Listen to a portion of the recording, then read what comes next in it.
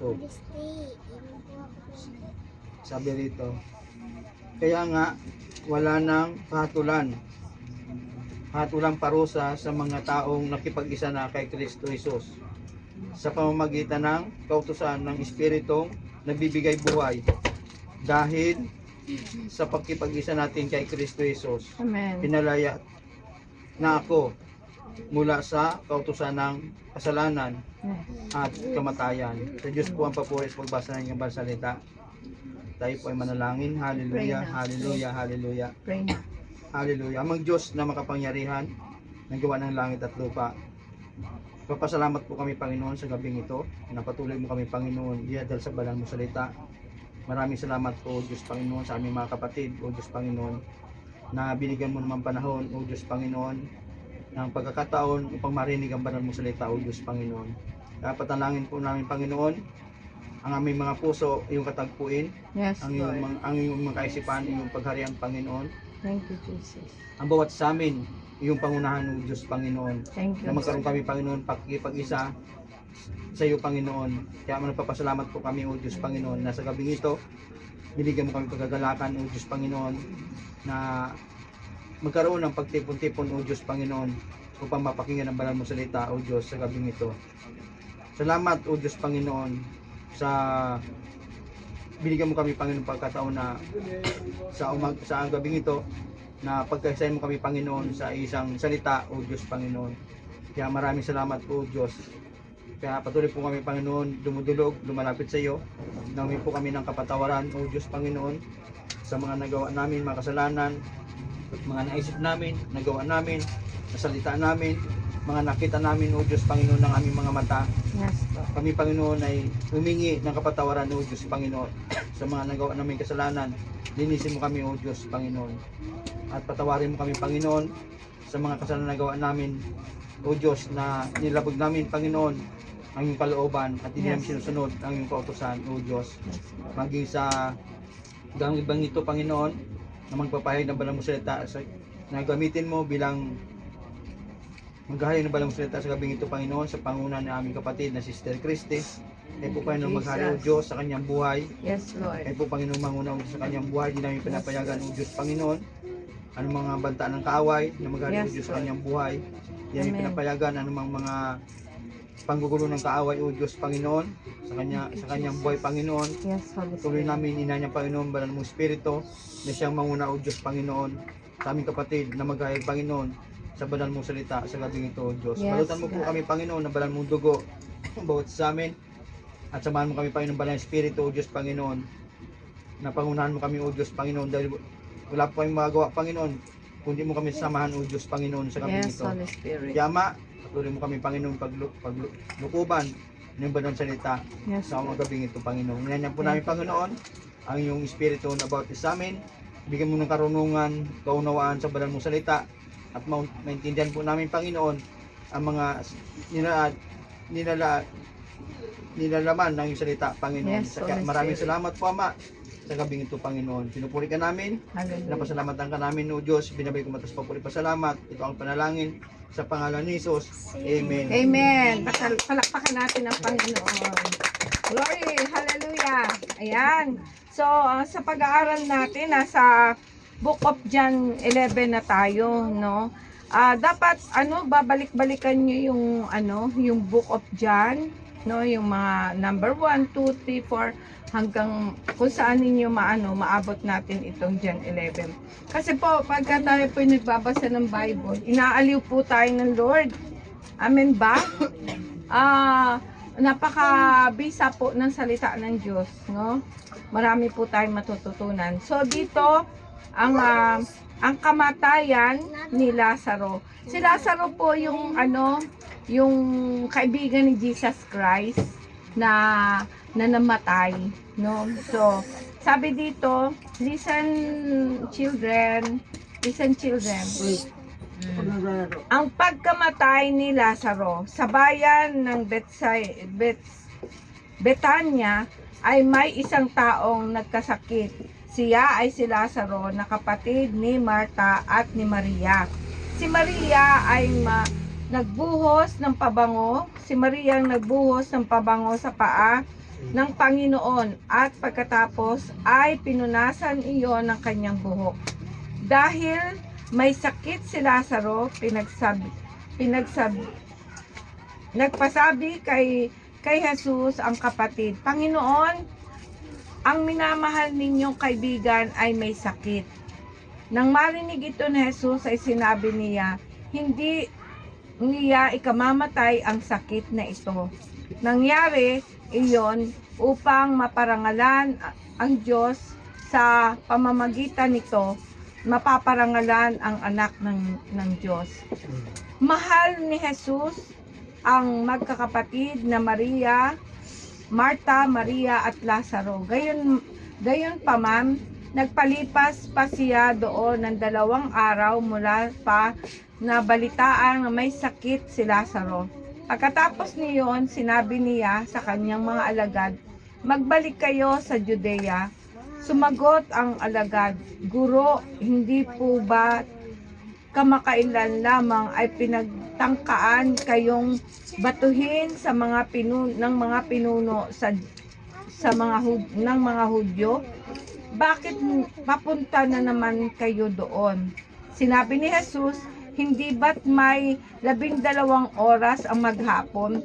Hindi matitisod ang lumalakad kung umaga, sapagkat makikita niya ang nagbibigay liwanag sa daigdig na ito. Subalit, natitisod ang lumalakad kung gabi, sapagkat wala na siyang liwanag. 11. Idinugtong pa ni Jesus, natutulog ang kaibigan nating si Lazaro. Pupunta ako upang gisingin siya. 12. Panginoon, kung natutulog lang po siya, ay gagaling siya, sagot ng alagad. 13.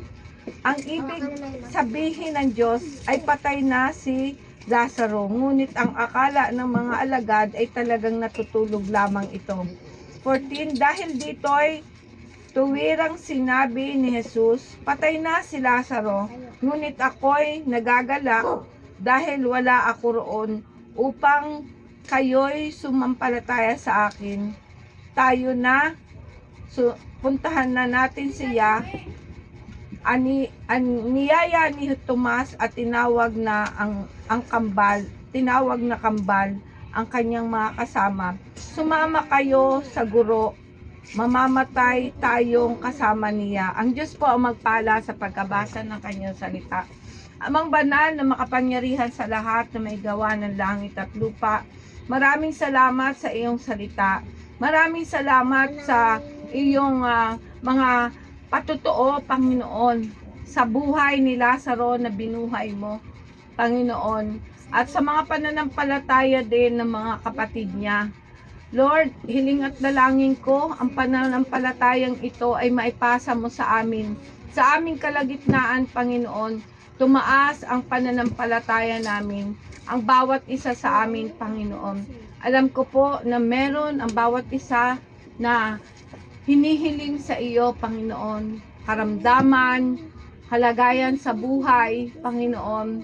Hiling at dalangin ko na ikaw, O Diyos, ang tumugon sa bawat pangangailangang ito. Katagpuin mo po ang aming mga panalangin sa iyo. At kami po ay nagpupuri, nagpapasalamat.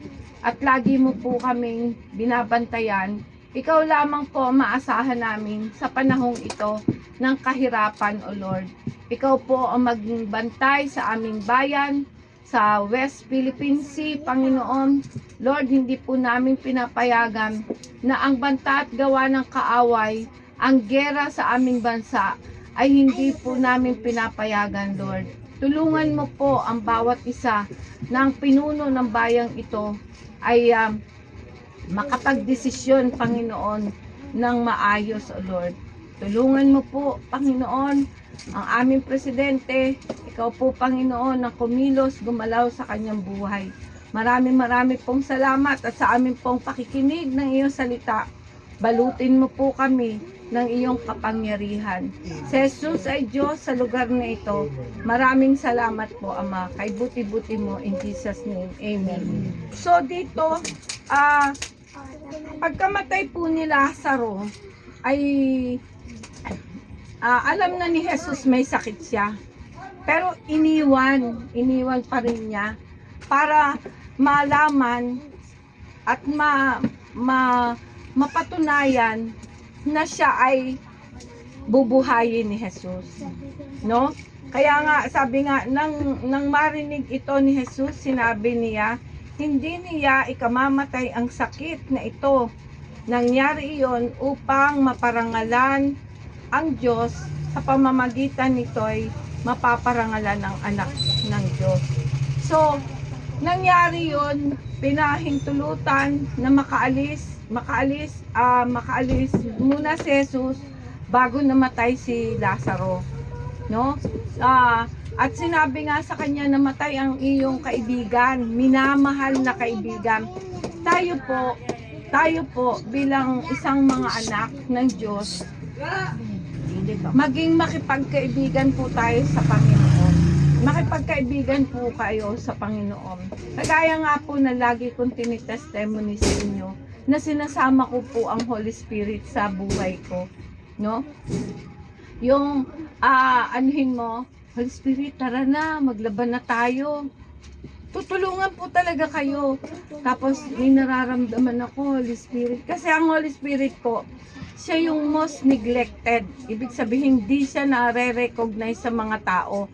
Kasi po, nung umalis si Jesus Christ dito sa atin, sa lupa, may iniwan siya. Ito yung Holy Spirit. Na sabi nga sa Bible, 2 o 3 na nagkakatipon sa kanyang pangalan, siya ay nasa ating kalagitnaan. So, ibig sabihin, hindi niya po tayo iniiwan. Tayo lang po yung nang-iiwan. Amen? Dapat maging aminado tayo. Iniiwan ko talaga si Lord. Medyo akala natin, andyan lang siya. Pero, kung hindi po natin iimbitahan ng Holy Spirit, hindi po tayo talaga niya, hindi po siya basta-basta gumagalaw, hindi siya pakalamero kasi hindi. Ang Holy Spirit hindi pakalamero. Ano siya, pag tinawag mo siya, kagaya po nung isang kwento na sabing gano'n, sa bahay nila, pumasok ang demonyo, naandun na si Jesus, natanggap niya na si Jesus, no? Natanggap niya na si Jesus, pero sa bahay nila, siya pa rin na naghahari. Kumbaga, nung may dumating na demonyo, nag-struggle siya talaga, hindi pwede pumasok dito, hindi pwede pumasok. Tapos, sabi niya, Jesus, ba't hindi mo man lang inano ang demonyo, pinalayas, ganyan. Pero siya, sinasaraduhan niya yung pintuan. Sabing ganun, saan mo ba ako nilagay? Sabi ni Jesus, di ba ginawa mo akong bisita? Bisita lang natin si Jesus. So hindi siya makikialam talaga ang Holy Spirit sa atin. Kasi nandun lang siya sa kwarto. Hindi siya makikialam. Pero sabi niya ganun, and paraphrase, kung ibibigay mo sa akin ang karapatan na maghari ako dito sa tahanan mo, ako ang maghahari. So, dumating na naman yung demonyo, kumatok. Si Jesus Christ na, sabi nung may-ari ng bahay, sige po, ikaw na po maghari ng bahay ko, sa bahay ko. So, dumating si Satan at kumatok. No, kumatok muna, may galang pa rin siya, di ba? Sabay pumabasa. Kumatok, pagkatok, nakita niya si Jesus Christ na yung nasa pintuan. Umalis ang demonyo. Ibig sabihin po, sa ating buhay, may mga kaguluhan. Pero pag ibinigay natin sa Panginoon, siya po yung nagko-control. Siya yung nagbabantay sa atin. Siya yung naghahari sa atin. Kagaya na nangyari kay Lazaro. Pinahintulutan niya na makaalis si Jesus Christ, pero siya pa rin yung magpapagaling. Siya pa rin, no? Sabi niya nga dito, namatay si Lazaro, 'di ba? Sumagot ang mga alagad, Guro, hindi ba't kamakailan lamang ay pinagtangkaan kayong batuhin ng mga pinuno ng mga Hudyo. Bakit pupunta na naman kayo doon? Sinabi ni Jesus, hindi ba may 12 oras ang maghapon, hindi natitisod ang lumalakad upang lumakad kung umaga, sapagkat nakikita niya ang nagbibigay ng liwanag sa daigdig nito. Kapag kikilos po tayo, kailangan yung maaga, no? Yung kikilos tayo, kunyari, kagaya ng pong sinasabi ko sa inyo na ipapanalangin ba natin na magkagera na nandyan na yung gera saka tayo mananalangin? Mahirapan na po tayo nun kasi andun na siya. So ngayon, tayo, speak the word. Lord, ayaw po namin, hindi po namin pinapahintulutan na magkagera. God will answer our prayer. Papakinggan niya yan kasi ayaw naman talaga natin ng gulo eh. No? Ayaw natin ng gulo, kahit sa pamilya ayaw natin ng gulo. Sabi dito, nung nangyari nga kay Lazaro, sabi gano'n, bago pa mangyari kay Lazaro, ay kumikilos na si Jesus Christ, no? Kumilos na siya.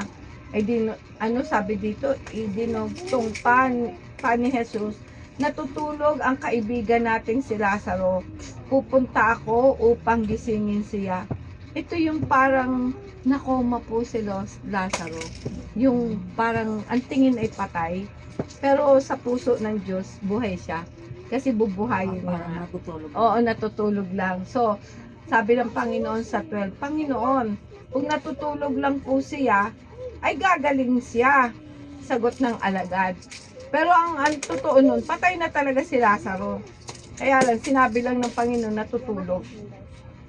Ang ibig sabihin ni Jesus, patay na si Lazaro. Ngunit ang akala ng mga alagad ay talagang natutulog lamang ito. Dahil dito'y tuwirang sinabi ni Jesus, patay na si Lazaro. Ngunit ako'y magagalak dahil wala ako roon upang kayo'y sumampalataya sa akin. Tayo na, puntahan natin siya, no? Kasi tayo kumisan, yung kapag wala pang miracle, wala pa tayo nakikitang miracle, hindi tayo naniniwala eh, no?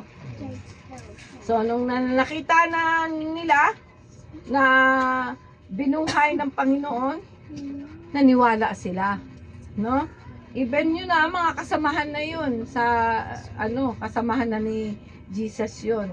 So, sabi niya, niyaya ni Tomas at na tinatawag na kambal ang kanyang mga kasama, sumama tayo sa guro, mamamatay tayong kasama niya. So, sumampa sila na kapag sila'y namatay, kasama talaga si Jesus Christ. No? So, masarap yung ganon, yung meron tayong direksyon, kesa yung mamamatay tayo na walang direksyon. Amen?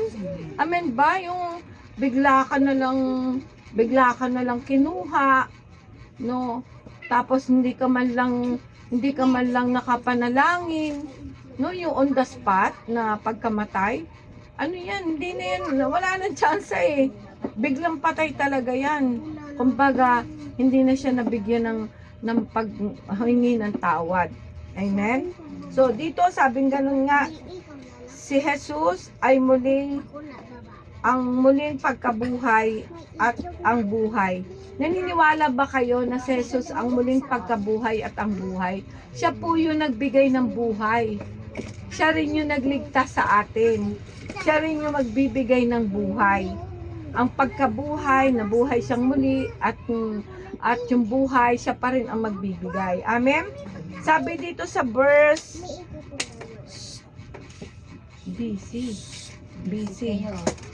BC ha? Ayan, sabi dito, muling mabubuhay ang iyong kapatid, sabi ni Jesus sa verse 23.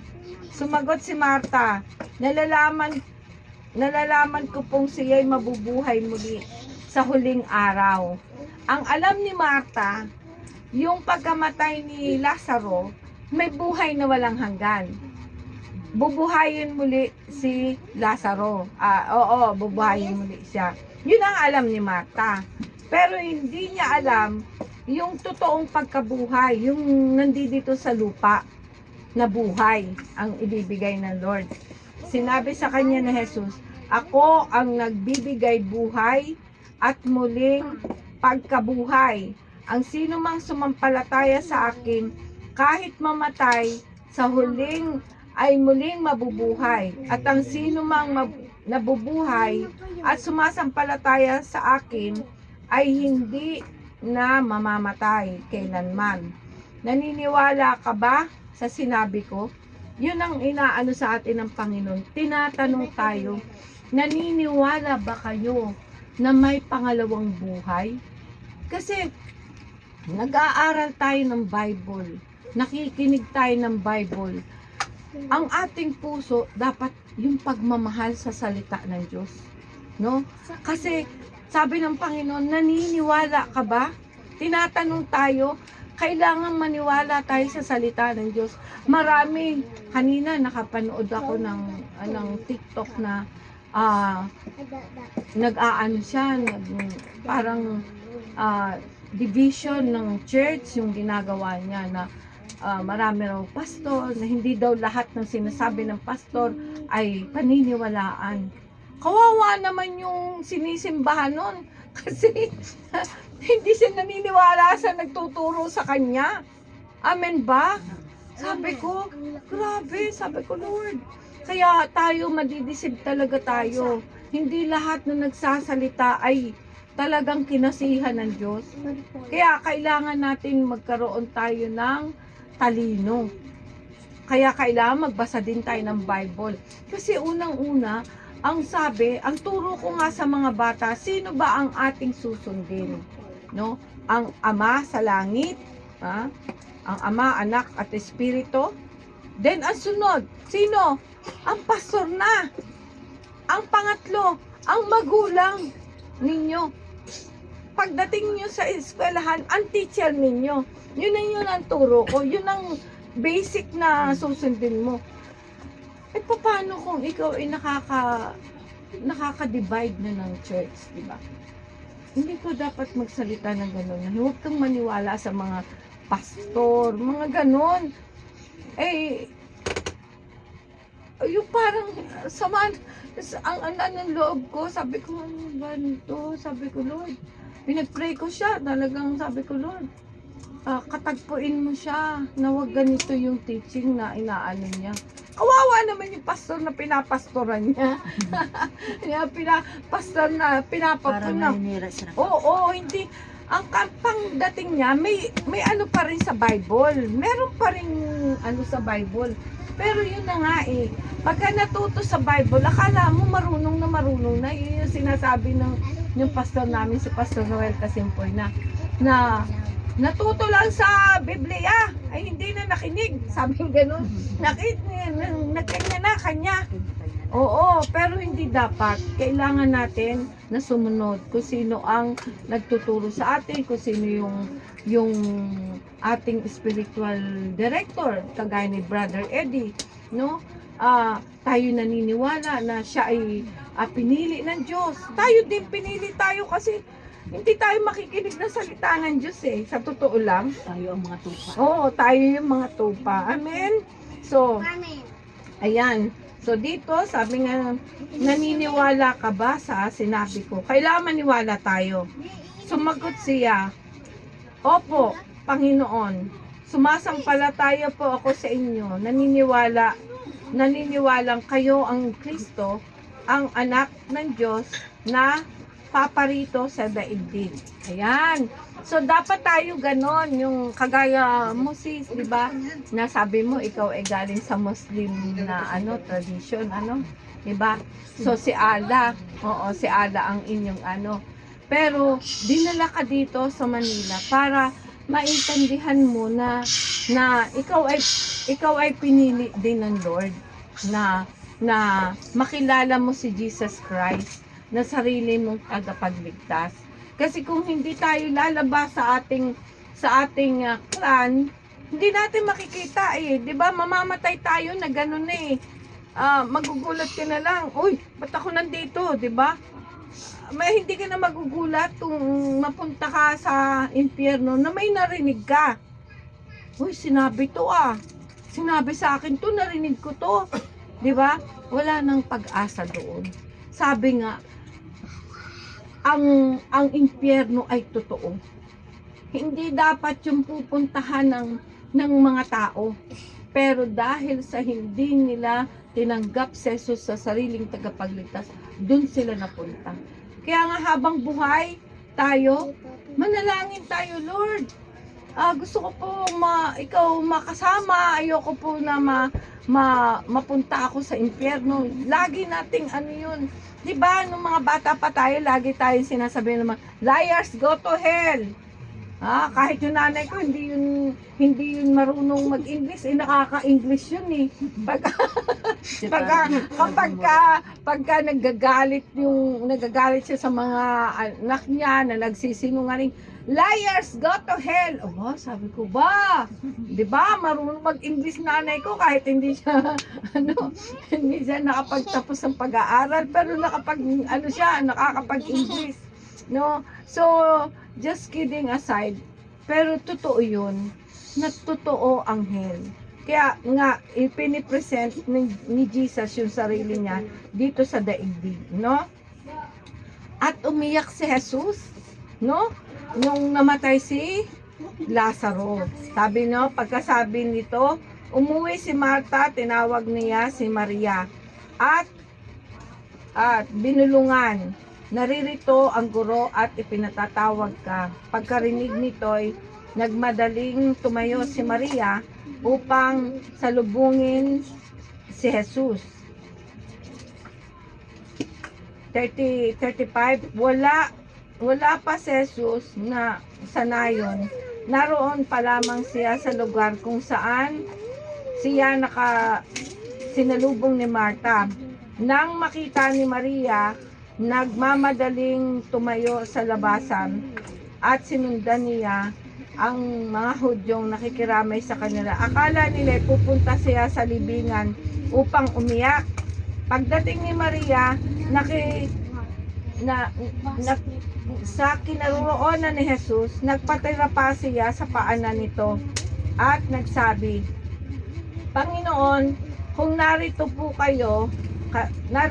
lamang kayo, hindi sana namatay ang aking kapatid. 35. Nahabag si Jesus at nabagbag ang kanyang kalooban na makita niyang umiiyak si Maria, pati na ang Hudyong kasama nito. 34. Saan nyo siya inilibing? Tanong ni Jesus.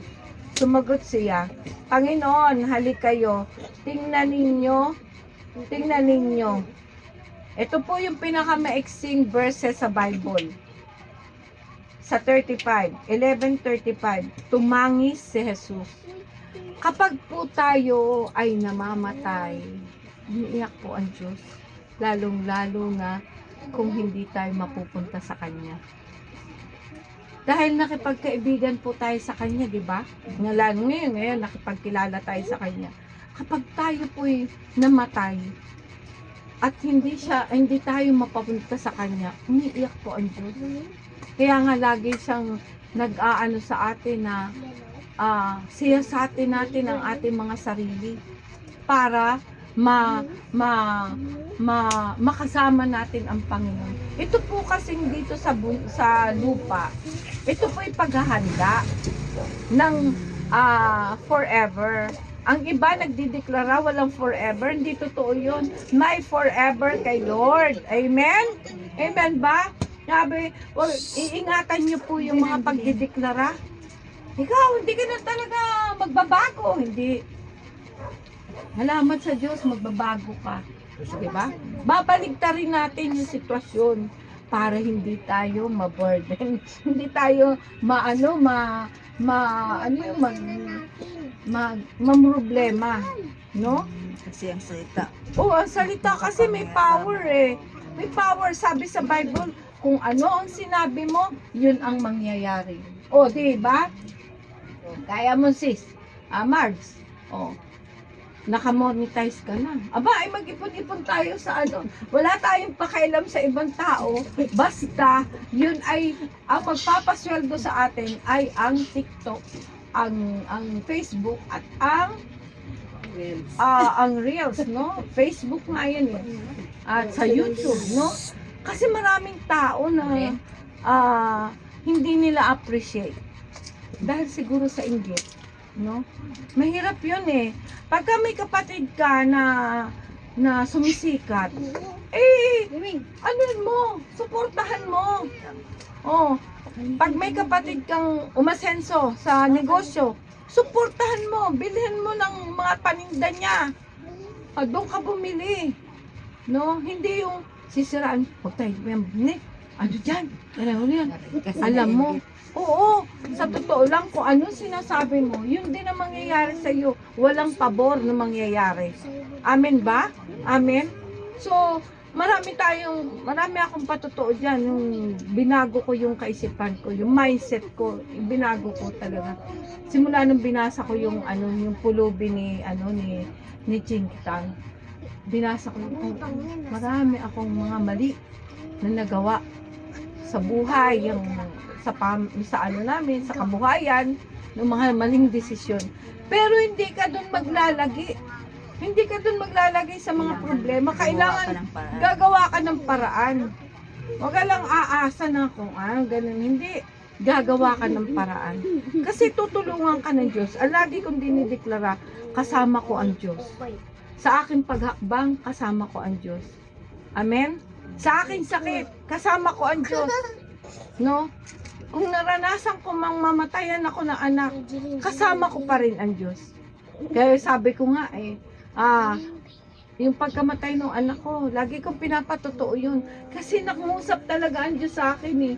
Bakit? Yung kaisipan mo ba, kaisipan ko? Yung ano mo ba, yung gusto mo, gusto ko rin. Hindi eh, di ba? Iba. So, sa ganung pagkakataon, madali kong naisip, may mga bagay na hindi para sa akin.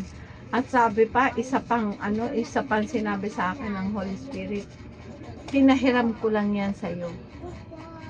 Nakampante ako. Then dito, sabi nga ng isa kong anak, Nay, may 3 ka pang anak, buhay pa kami. Sabi nila. Kasi parang siyempre na-focus ako, di ba? Alam mo yan, kasi namatayan ka rin, nag-iisip ka, ano kayang nangyari, ano kayang buhay, saan ba siya naroon yun, na iniisip mo. Pero paalisin na natin yun sa isip natin. Alam mo, pagka namatay na tayo, makakalimutan na natin yung mga kamag-anak natin.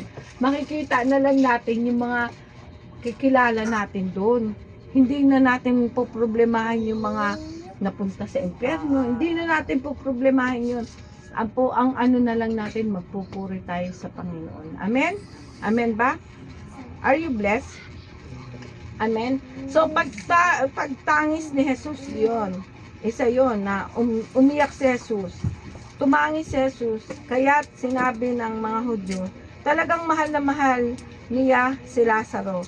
Sinabi naman ng ilan, na pagaling niya ang bulag. Ayan, kayo ba'y may mga sakit?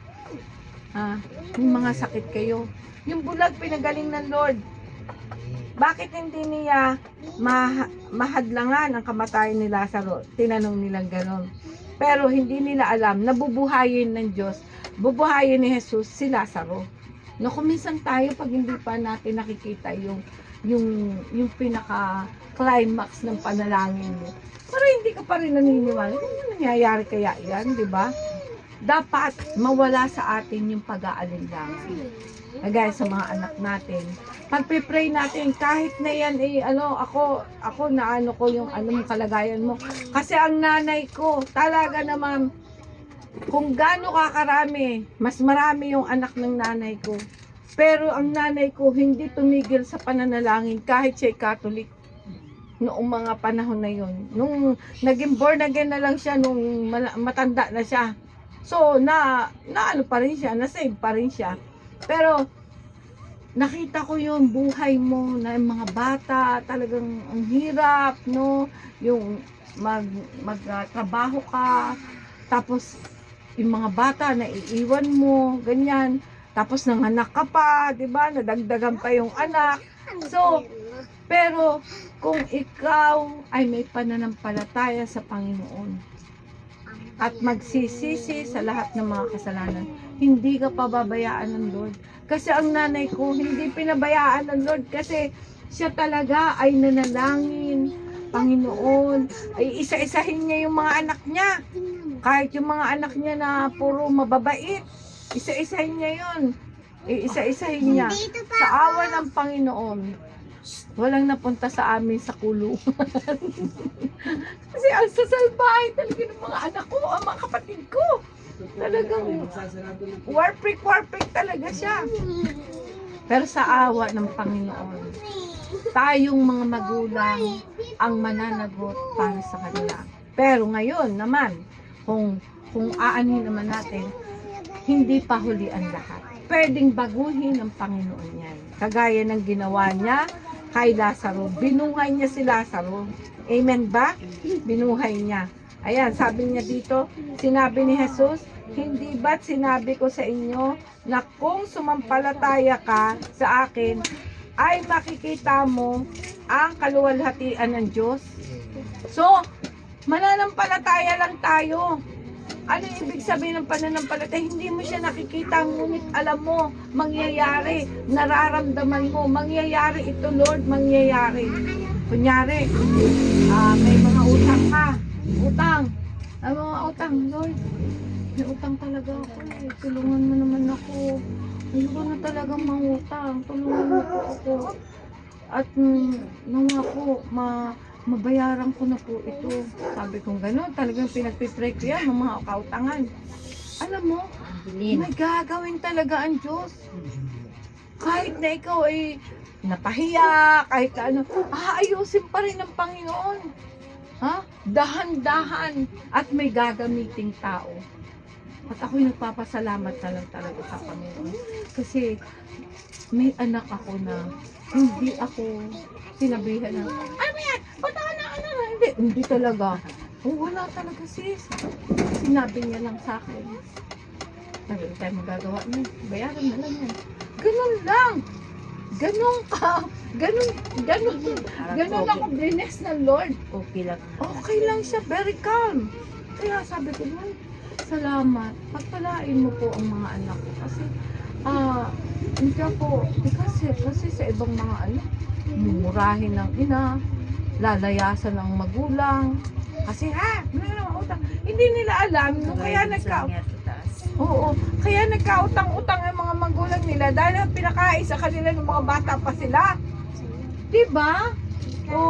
Kaya I'm so blessed talaga sa Lord.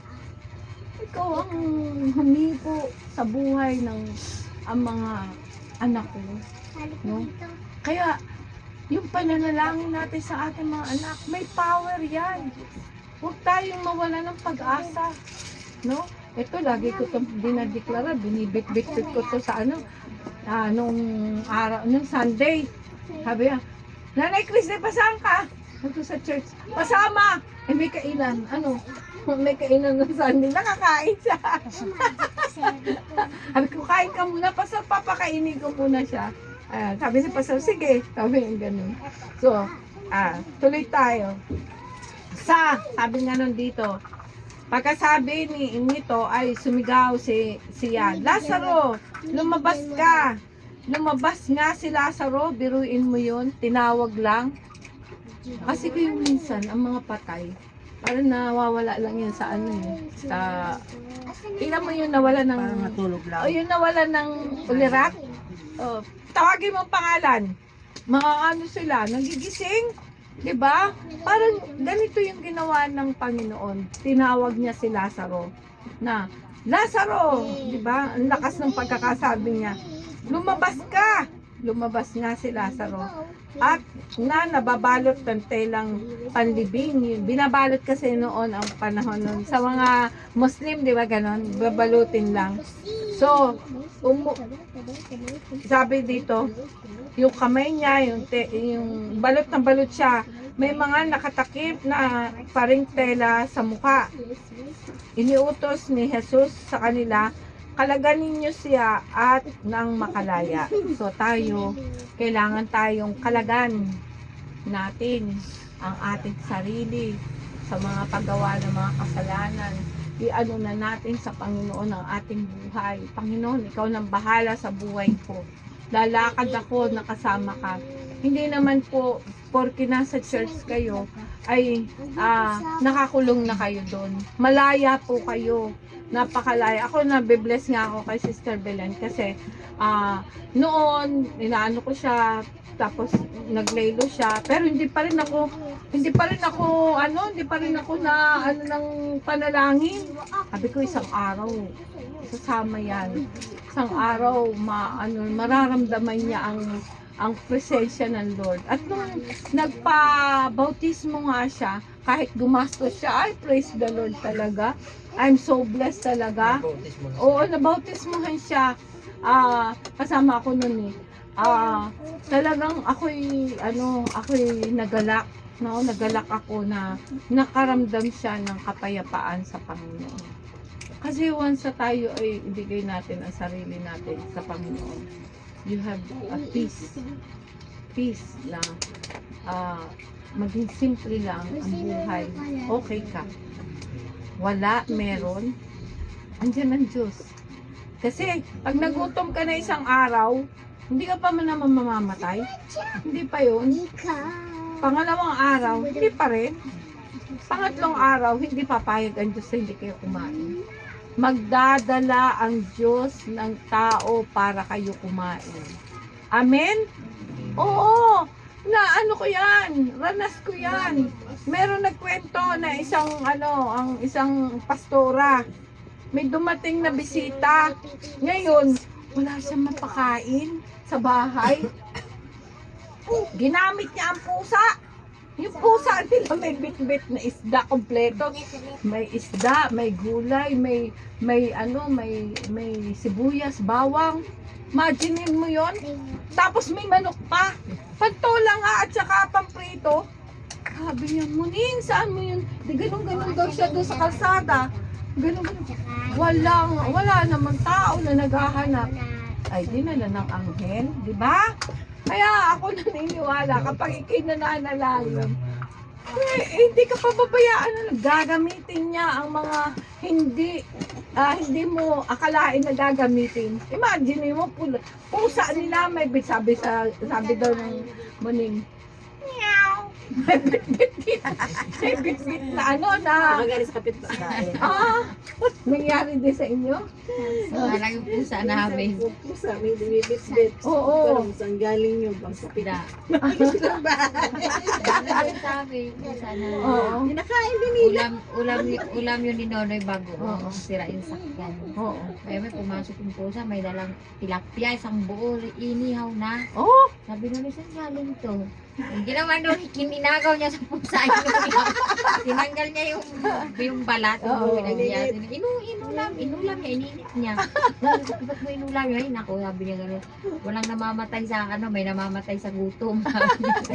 kaya nga, ang Inulam niya. magdadala talaga ng yun talaga buo hilaw pa eh. Sa kanya, Hilaw pa. tuna. Oo. Ewan ko saan galing yung pusa namin, ganyan kulay eh. Kompleto, may Anong may ulam gulay, yun? may Tirador ng ulam ang kapitbahay. Yung pusa. may gulay, may sibuyas, may bawang, sabi ni pastora, sabi niya, kompleto. Kasi may bisita sa pastor. Ang bisita niya, pastor, wala siya mapakain. Sabi niya, gano'n, Lord. Hindi naman po ako nakapamili. Ang layo po ng aming bilihan. Kasi doon pa sa Galvez yun. Aba, maya-maya nag-meow. Sabi lang ng pusa, umuwi ang pusa, may dala na pagkain. O, di ba? Wala imposible sa Panginoon. Kung naniniwala lang tayo. Amen? Ayan. Ang balak laban kay Jesus. Ito na po yun. pag maraming milagro ang naginawa si Jesus, galit na galit po yung mga puno, sa mga Hudyo. Galit na galit dahil baka daw po maraming maniwala. No, mawawalan sila ng mga miyembro. Yun ang nangyari. So, dito po, sabi dito, kung siya'y, sabi dito, kaya't tinipo ng mga punong pari at ang Pariseo ang mga kagawad ng Sanhedrin. Kanilang sinabi, ano ang gagawin natin? Gumagawa ng maraming himala ang taong ito. Natakot sila. Marami ng himala ang ginawa si Jesus. Amen? So, kaya kung siya'y pababayaan natin magpatuloy sa kanyang mga ginawa, maniniwala sa kanya ang lahat, paparito ang Romano at wawasakin ang templo at pahirapan ang ating bansa. Ngunit ang isa sa kanila, si Caiphas, na isang pinakapununong pari noon, ay nagsabing, wala kayong alam. Hindi ba ninyo inisip na mas mabuti sa atin na isang tao lamang ang mamatay alang-alang sa bayan kaysa mapahamak ang buong bansa? 51. Hindi mula sa kanyang sarili ang sinabi niyang ito bilang pinakapinunong pari ng taon na iyon. Ipinahayag niya dapat mamatay si Jesus alang-alang sa kanilang bansa upang tipunin ang mga nakakalat na mga anak ng Diyos. Mula noon, pinag-isipan na nila kung paanong maipapapatay si Jesus. Dahil dito, si Jesus ay hindi na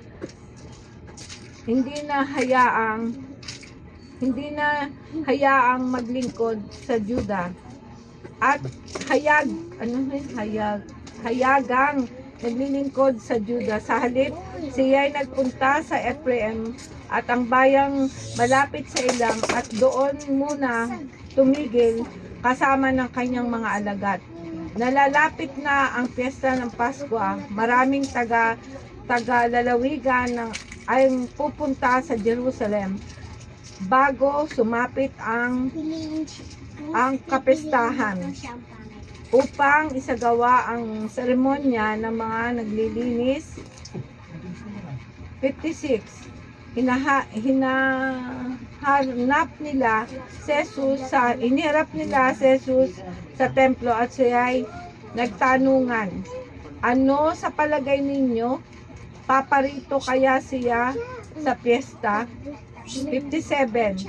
Ipinag-utos ng mga punong pari at ng mga Pariseo na ipagbigay alam sa kanilang mga tao kung nalaman nila kung nasaan si Jesus upang ito'y mapadakip. Ito na yung susunod na natin, yung pagdakip na kay Jesus. No?